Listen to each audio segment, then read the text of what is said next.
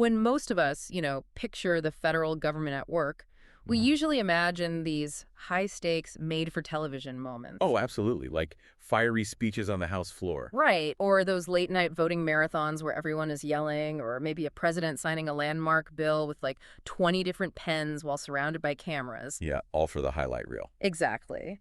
But what happens on the days when the cameras are turned off and the grandstands are completely empty? Well, the machinery just keeps running. I mean, in a lot of ways, the days without the cameras are when the actual structural foundation of the government is being poured. Welcome to Congress in Context.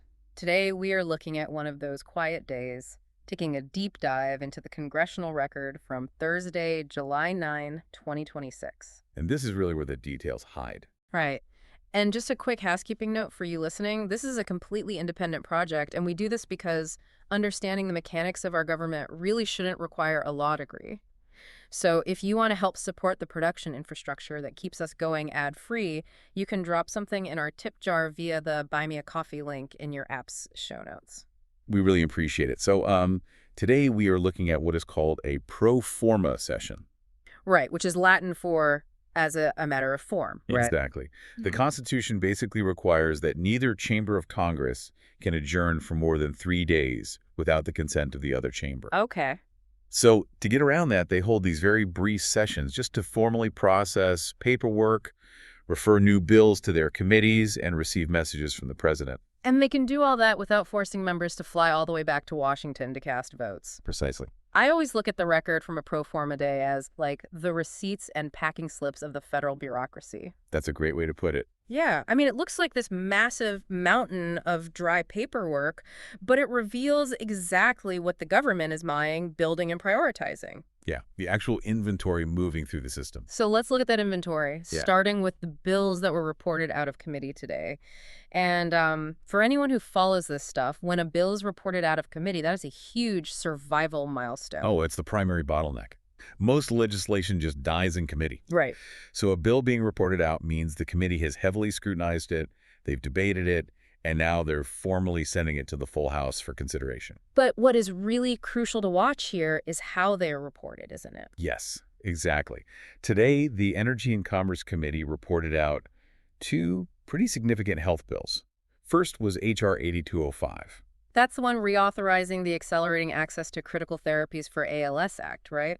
Through fiscal year 2031. Yep, that's the one.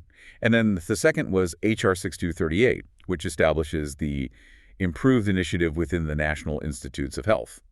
But what's interesting is that both were reported with an amendment. Okay, and that distinction reporting with an amendment usually indicates that some sort of compromise had to happen behind closed doors, right? Very often, yeah. Because if a bill comes out completely unchanged, it means it just sailed through. Right, which is rare. Yeah, if it comes out with an amendment, it usually means the committee had to, alter the funding mechanism or change the regulatory scope just to get enough votes to push it to the floor. The amendment process at the committee level is really where the ideological edges of a bill get sanded down. And we actually saw this heavily in the Homeland Security Committee today as well. Oh, really? What did they push out? They pushed out 4 separate pieces of legislation. So we have H.R. 8897, which is aimed at improving travel for American families. And that one also received a committee amendment. Okay. Then there's H.R. 7574, reorganizing the department's engagement, liaison, and outreach office. Reorganizing liaison offices sounds deeply bureaucratic. It does. But that is usually code for shifting how the department actually interacts with local law enforcement or international partners. Which ties directly into their other major push today, which is H.R. 8168. What does that one do? It requires a formal assessment of terrorism threats posed by foreign terrorist organizations, specifically those located in major non-NATO allied countries. Wow, assessing non-NATO allies is a really interesting pivot. It is. Because we usually focus on hostile nations, but this mandates a hard look at the security infrastructure of countries we are friendly with, Right. but who might be inadvertently harboring fractured terrorist cells. Exactly. And just to round out Homeland Security, they also reported H.R. AT 770, establishing funds for aviation security investments, which also came with an amendment. Got it. But, as fascinating as the bills moving out of committee are, I really want to talk about the massive wave of new bills moving in. Oh, yeah. Today was a busy day for introductions. There were 39 new public bills introduced today, H.R. 9602 all the way through H.R. 9640. And just looking at this list, there is a highly coordinated block of legislation that immediately jumps out. You're referring to the departmental restructuring block. Yes. I mean, regardless of where you stand on the policy, this is a masterclass in legislative coordination. It looks like a very deliberate attempt to completely dismantle and reassign the portfolios of major federal departments. It is sweeping.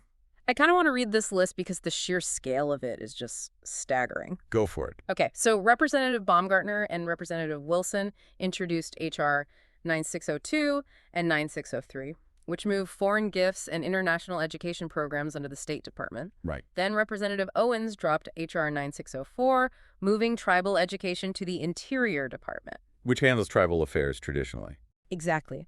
Then Representatives Grothman, Onder, and Miller introduced H.R. 9605, 9606, and 9608 to move foreign medical school accreditation, post-secondary childcare, and elementary family engagement straight over to the Department of Health and Human Services. And, the coordination continues right into the labor and finance sectors, too. Yeah, tell us about those. So Representatives Wahlberg and Harris introduced 3 bills, 9607, 9610, and 9611, shifting massive chunks of education programs over to the Labor Department. Wow. And then H.R. 9609 moves all federal student loans to the Treasury Department. Okay, I have to push back on the strategy here a little bit. Okay, why is that? Well, just objectively reporting on the tactics. Dropping a dozen separate, highly controversial bills on a Thursday afternoon seems like a pretty chaotic legislative tactic. How so? You are basically guaranteeing a fight on 12 different fronts. Wouldn't it be much easier to roll all of this into one massive omnibus bill so members only have to take one difficult vote? Historically, yes, the omnibus was the preferred vehicle for these kinds of massive structural changes. But the calculus has actually shifted. Really? Yeah. An omnibus bill gives the opposition a single massive target to either veto or filibuster. Oh, I see.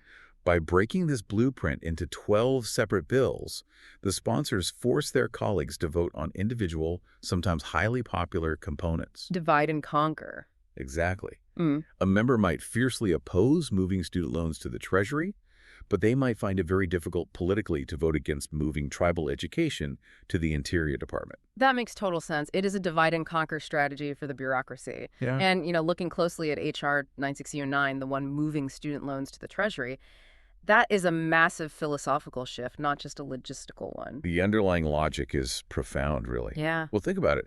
The Department of Education is fundamentally built to administer grants, develop curricula, and shape educational policy, right? Right. They view the individual holding a loan primarily as a student. But the Treasury Department, conversely, is structurally built to manage debt, collect revenue, and enforce financial compliance. Oh, wow. So they view that same individual as a debtor. Exactly. Changing the department changes the entire culture of the policy. You're moving from a paradigm of educational access to a paradigm of debt recovery. Exactly. It will be fascinating to see if these bills even get a hearing in committee. Definitely. So what else from the 39 new bills caught your eye today? Well, a few of them tap directly into the current technological and environmental anxieties we're seeing right now. Like what? We have H.R. 9619, introduced by Representatives Fushi and Cesar. It requires AI chatbot providers to ensure data privacy and security. The mechanism there is always the tricky part, though. Oh, absolutely. Regulating an AI chatbot isn't like regulating a physical product. You are dealing with machine learning models that just constantly ingest data. Right. They never stop learning. Right. So does the bill force data localization, or does it prevent the models from using consumer prompts as training data altogether? The devil is really going to be in the committee markup on that one. We'll have to see the final text. Yeah. And the same goes for the environmental legislation introduced today. There's a whole cluster of critical mineral and energy bills, H.R. 9612 through 9617. And what do those cover? They deal with uranium enrichment, lithium-ion battery recycling, and recovering critical materials from contaminated sites. The lithium-ion battery recycling is essentially a pure supply chain countermeasure. How do you mean? Well, we simply do not have the domestic mining infrastructure to compete with China on raw lithium extraction right now. That's true. So mandating the recycling of existing batteries is kind of a backdoor way to build domestic energy independence without having to open new mines. That is the exact mechanism. You bypass the geopolitical vulnerability by treating your own electronic waste as a domestic mine. That's incredibly smart. It is. Also introduced today was H.R. 9638 by Representatives Scanlon and Harrigan, which aims to make standard time permanent. Oh, the time debate. Keep that time bill in the back of your mind, because when we look at next week's schedule later on, time itself is going to be on the menu. Yes, it is. But shifting gears from the bills, introduced to the political dynamics of the day, the vote count today was 0. Right. Not a single roll call. So because there were no floor debates, the political maneuvering and the policy narratives are revealed entirely through written statements today. Specifically in the extensions of remarks section of the congressional record. And this is where members of Congress can insert speeches, tributes, and policy statements directly into the official historical record without actually standing at a podium. Right. That's pretty unique. It serves as this permanent scrapbook of American life, really, where politicians bridge the gap between sweeping federal initiatives and local community action.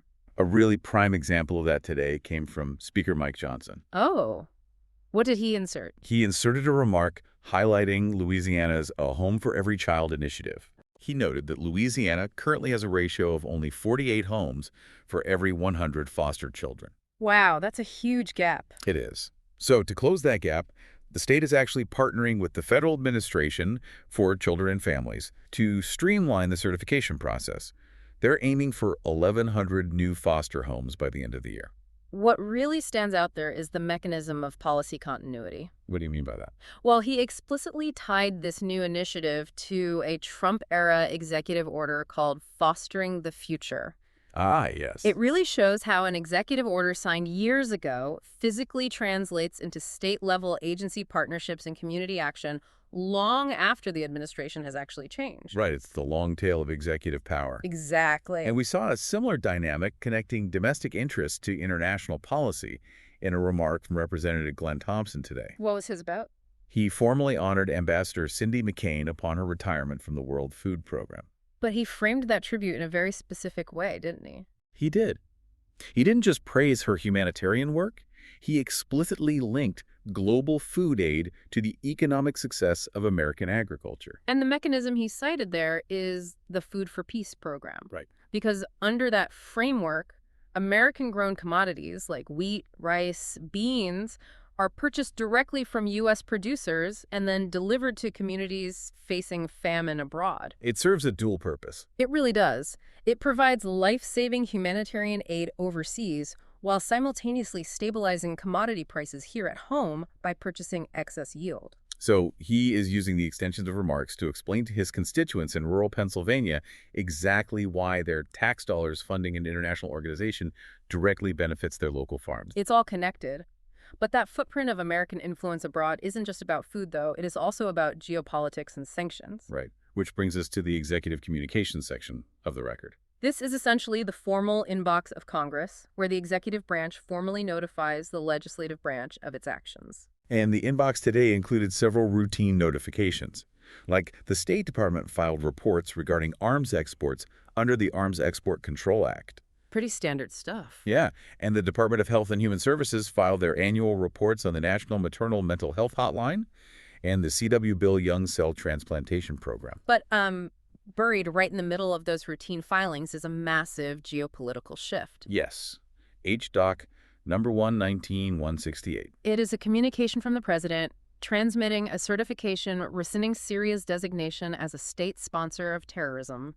Quietly filed away on a Thursday afternoon. Just casually in the Pro-Forma record. Right.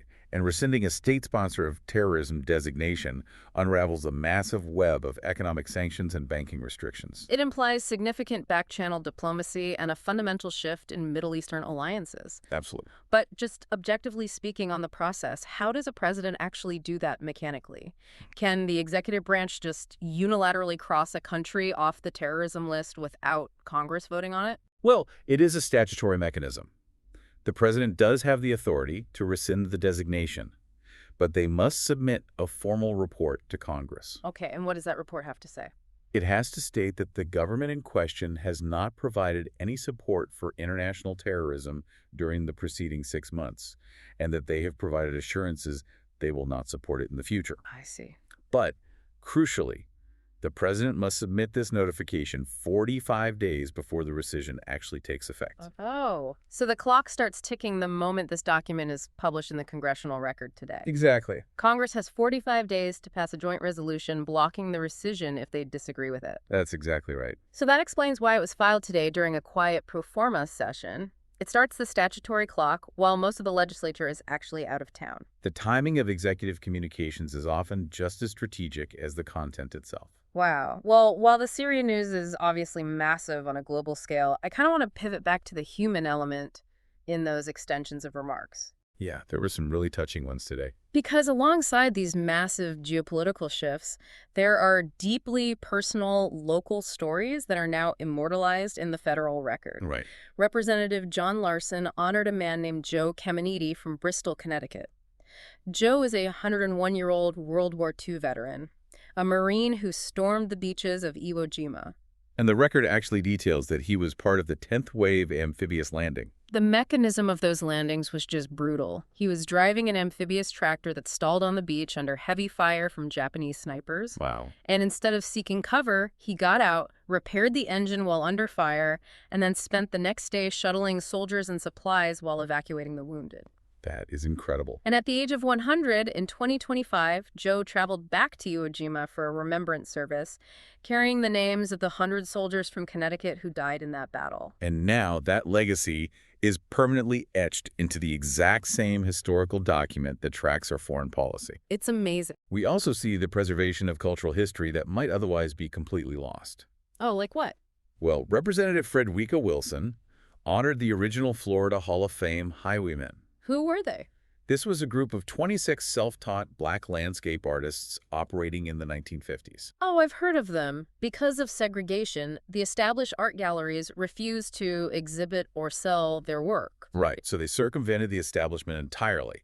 They painted these idyllic, vivid Florida landscapes on cheap construction materials, ups and board, instead of canvas. And then they just sold them out of the trunks of their cars along the state's highways. Exactly. They generated over 200,000 paintings this way, essentially democratizing art ownership in the entire region. By inserting their story into the congressional record, the federal government is formally validating a cultural contribution that the artistic establishment of their own era tried to suppress. It really elevates their resilience from local lore to national history.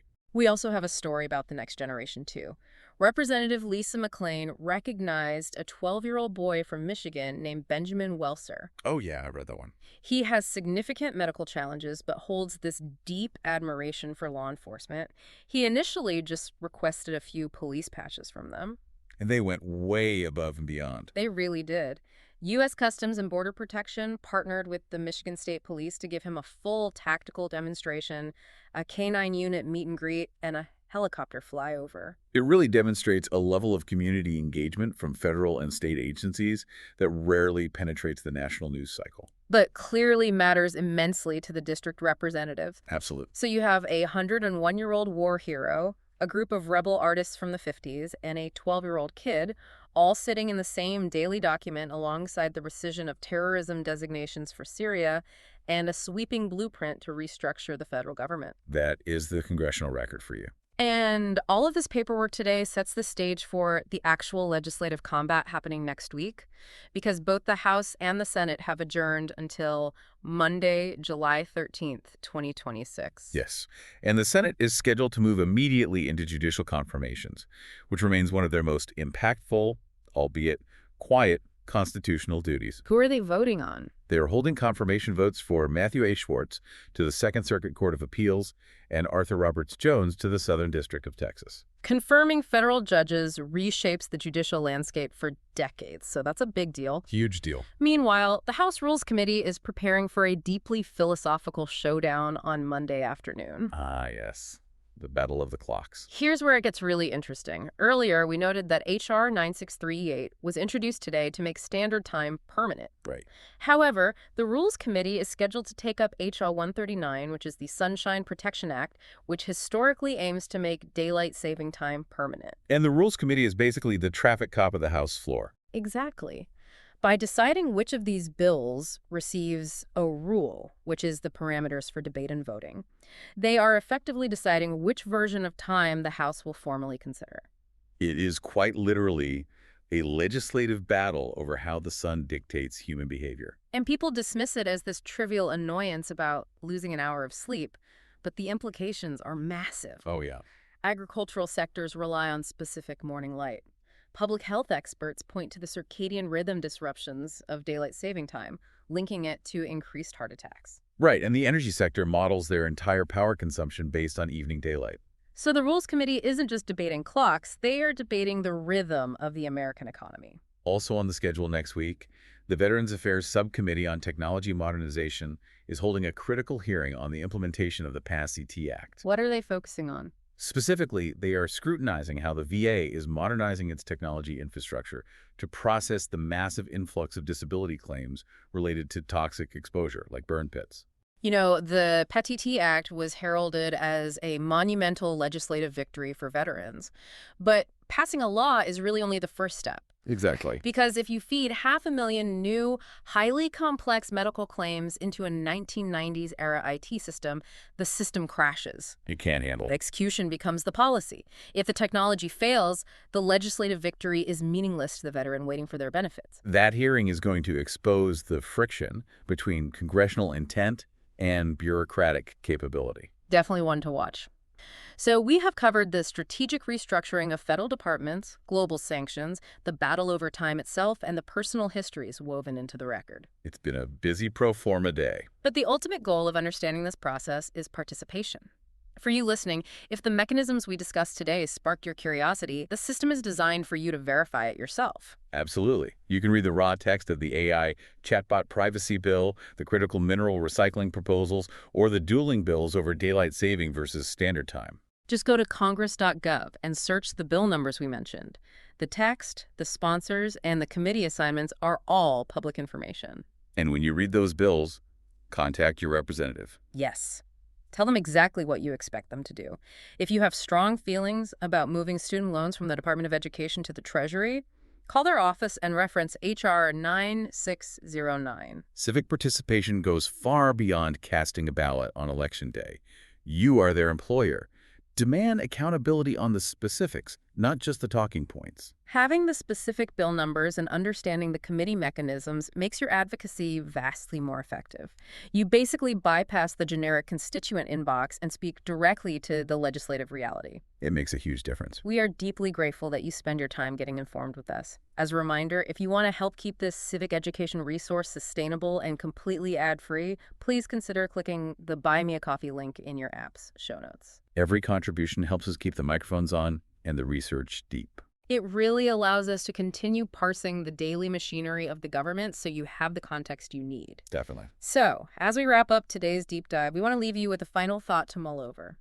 The congressional record is a living document. It tracks our shifting foreign policy, but it also contains the legacy of a veteran who repaired a tractor under fire at Iwo Jima and the resilience of 26 artists who refused to be excluded. It is a permanent, searchable archive of American life. Consider this. If your member of Congress were to submit an extension of remarks about your contributions to your community tomorrow, ensuring it is permanently etched into the federal record for historians to read centuries from now. What would you want it to say?